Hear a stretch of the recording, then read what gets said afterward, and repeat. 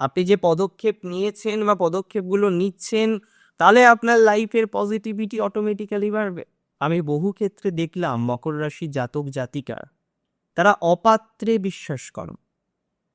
আর আমি এই সময়ে সবার প্রথম কেন বলছি যে অপাত্রে বিশ্বাসটা বন্ধ করতে হবে, তার একটা সঙ্গত কারণ বিধি রয়েছে। সঙ্গত কারণ কি? আপনাদের মানসিক স্ট্রেস, প্রচুর পরিমাণে স্ট্রেসের মধ্যে দিয়ে আপনাকে যেতে হয়। এখনো পর্যন্ত প্রচুর পরিমাণে স্ট্রেস আপনাদের রয়েছে এবং আপনি বারবার চাইছেন সেই স্ট্রেস থেকে বেরোবে। দেখুন, এটা তো ঠিক যে আপনারা এর আগে যখন দূর ভ্রমণ করছিলেন, দূর ভ্রমণ করলেন, যেন একটা অবস্টাকল আপনার চলে আসে। মকরের একটা সাডেন অবস্টাকল এসেছিল দূর ভ্রমণের ক্ষেত্রে, একটু খেয়াল করুন।